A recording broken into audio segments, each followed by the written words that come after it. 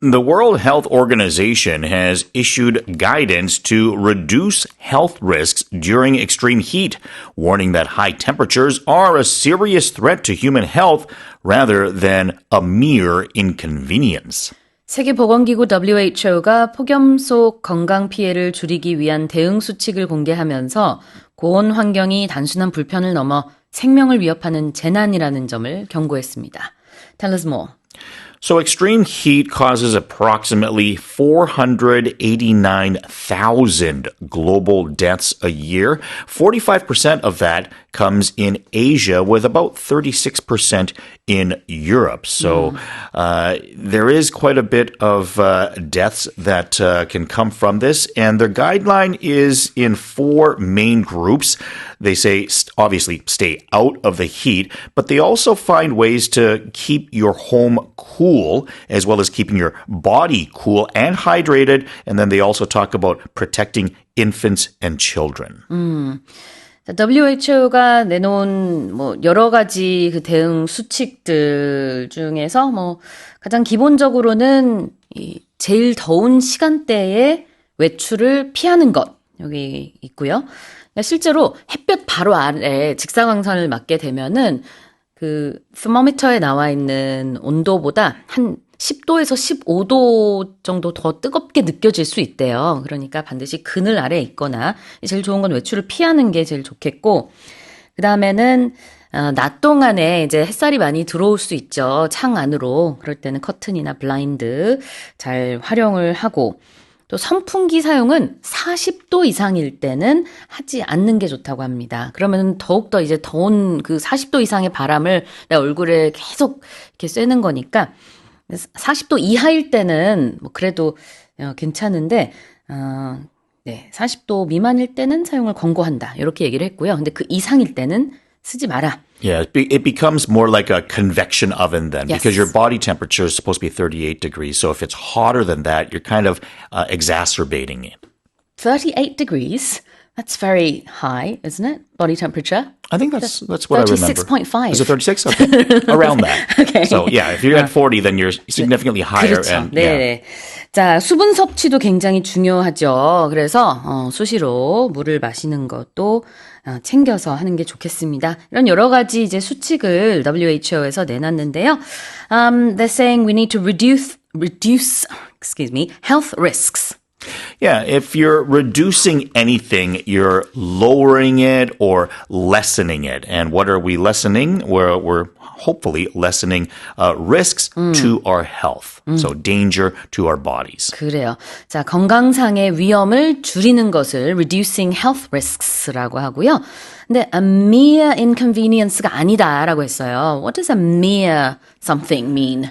When we use mere in a sentence or using the word, we're talking about something that is really small. So something that is insignificant or small. And here it's saying that it's more than or rather than a mere inconvenience. So it's saying it's beyond just a small inconvenience. So the inconvenience is said to be small here or insignificant. Yeah. So it's saying that it's in comparison about that. mere something 그러면은 겨우 이거밖에 안 된다라는 걸 강조하는 거예요. 그래서 이제 inconvenience인 것에 불과한 게 아니다. 그런 얘기를 하는 거죠. 이 날씨 더운 게 사실은 우리 건강상의 위험이다.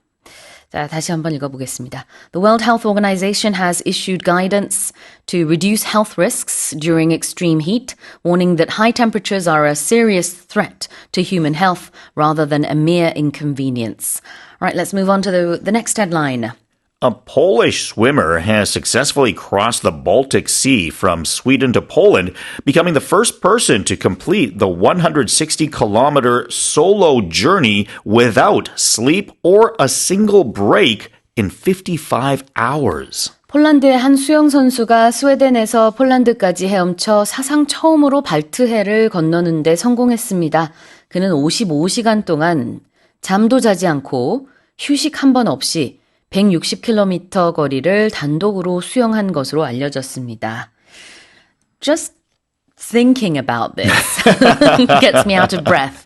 So I'm like, 55 hours of continuous swimming. Yeah. and this wasn't his first attempt, right? This was actually his fourth attempt. And in one of those instances, he had to give up because of a severe physical exhaustion when he was only 15 kilometers short of the coast. So he was almost there. I mean, less than 10% to go. And he had to give up because his body just wouldn't allow him to do it. So, yeah, not his first try. It was his fourth attempt, and finally this was actually pulled it off. he had 4 failed attempts. So this was his 5th. Oh, yeah, you're Yeah, right. Yeah, yeah. 4 failed attempts. Yeah, exactly. 그래요. 이번이 5번째 도전이었는데요. 첫 번째, 두 번째는 날씨가 좋지 않아서 중단을 할 수밖에 없었고, 세 번째 때는 해류가 너무 강해서 또 포기할 수밖에 없었고, 네 번째는 거의 성공했는데 마지막 한 11에서 15km 정도 남겨두고 의식을 잃었대요. 그러느라고 이제 뭐 당연히 포기할 수밖에 없었고, 의식을 잃죠. 어떻게 50시간 55 이상 hours, yeah. 이렇게 수영을 해요. 근데 이번에는 어쨌든 5번째 시도 만에 성공을 했습니다. 55시간 동안 쉬지 않고 수영을 해서 이제 스웨덴이 북쪽에 있고 폴란드가 유럽 내륙에 있으니까 남쪽에 있죠. 이렇게 160km를 북에서 남으로 수영을 한 건데 도착하자마자 비틀비틀거리면서 거의 이제 뭐 당연히 그렇겠지만 정말 거의 쓰러지기 일보 직전인 상태로 이제 비틀비틀 이렇게 했는데 이제 또 기자들이 다 기다리고 있으면서 소감 한마디 해주세요. 그냥 아무 생각 안 납니다. 이랬대요. 아 대단하네요. 자 폴란드의 Kubkowski입니다. 자, this was his solo journey. Solo, meaning alone or by yourself. So he didn't do it with a group of people or others helping him out. It was just him doing it by himself. The journey being, an adventure or something that he's going on. Yeah. But he did it alone, solo. Solo journey는 단독 여행, 단독 여정이라는 뜻인데요. 그래서 혼자 수영했다라는 것을 이렇게 표현을 하고 있고, and he didn't take a single break. Yeah, he didn't take a single break, meaning he did no breaks along the way. So it's not like he got out into a boat, had a meal, or took a nap and then went back in. He didn't take a single break. So the entire time, for 55 hours straight, he was in the water the whole time. single은 여기서 이제 단 한 번에라는 뜻이에요. 그래서 he didn't take a single break. 단 한 번의 휴식도 취하지 않았어요. 근데 아까 이제 솔로도 나왔고 싱글도 나왔는데 이거 우리가 콩글리시에서는 많이 섞어서 얘기하잖아요. 근데 그 얘기는 뭐 제가 여러 번 언급을 했으니까 지금 제가 얘기하고 싶은 거는 여기 journey 앞에다가도 single journey라고 할 수도 있긴 해요. 근데 그러면은 의미가 달라져요. single journey는 단 한 번의 여정이에요. 근데 solo journey 그러면 혼자 한 여정이에요. 의미가 좀 달라지죠? 요거 기억하시면 되겠습니다. 자, 그럼 다시 한번 제가 읽어볼게요. A Polish swimmer has successfully crossed the Baltic Sea from Sweden to Poland, becoming the first person to complete the 160-kilometer solo journey without sleep or a single break in 55 hours. Let's move on to the final headline. An Italian lottery winner who accidentally discarded a lottery winning ticket worth 1 million euros managed to recover it after waste management workers spent over 2 hours searching through 6 tons of trash inside a garbage truck. 100만 유로, 우리 돈으로 약 16억 4천만 원의 당첨금을 받을 수 있는 복권을 실수로 버린 이탈리아의 한 당첨자가 쓰레기 수거 차량에 실린 약 6톤의 쓰레기를 폐기물 처리 직원들이 2시간 넘게 뒤진 끝에 복권을 극적으로 되찾았습니다. Wow. So he won the money.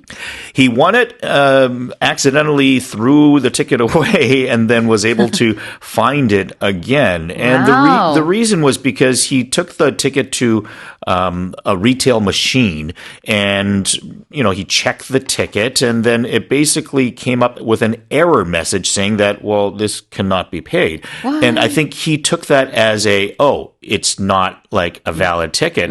But the reason that the error happened was saying that, well, it just means that you can't receive that money here out of that machine. So you have to actually go and claim it, through the organization or through the agency, as we mentioned earlier.